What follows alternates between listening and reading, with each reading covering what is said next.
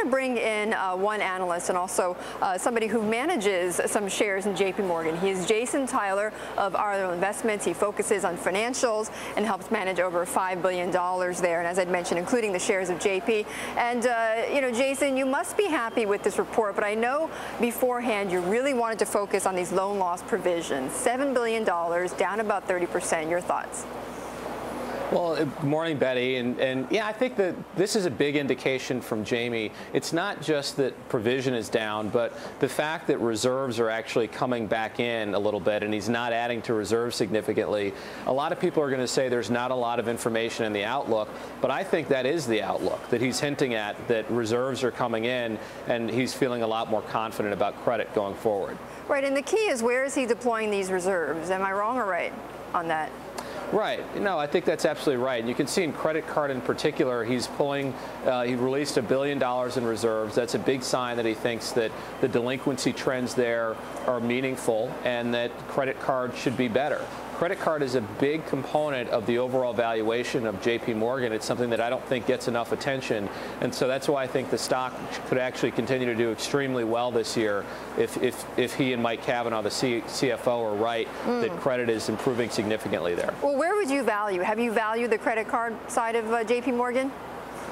Yeah, I have, and I come up with that being the second largest component of the overall franchise. I think that the investment bank is about a third of the business, and credit card is just under that at about 20% of the business. And I was just working on this a couple weeks ago in detail and got to an overall valuation of about $65 a share.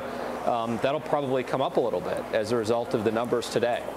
Okay, well then what about, well, given all of that then, and Eric, my colleague, was making the point about, these loan loss provisions coming down, you've got you've got better delinquency rates on the credit card side, the investment banking business seems to be doing better as well.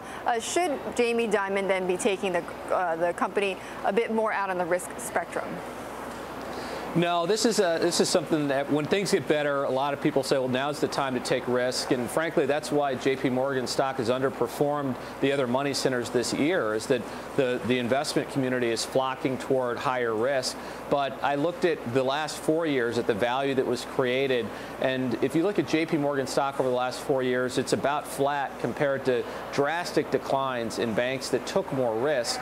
And Jamie and Mike and the other members of the management team, they were able to take market share as a result of being conservative. And so as a long-term investor, I definitely want them to stay the course and stay being conservative, even in a time like today where the temptation is to take more risk. And you're happy then with an ROE in the single digits then, that means? Yeah, because I think the margin is going to improve over time. Credit costs will continue to come back.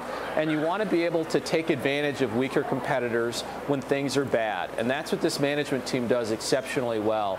The WAMU transaction is going to end up being very good in the long run. The Bear Stearns transaction is going to end up being great in the long run. Time after time, the organizations that stay the course and are more consistent and conservative with the balance sheet, they're going to win in the long run. And JPMorgan's a great example of that.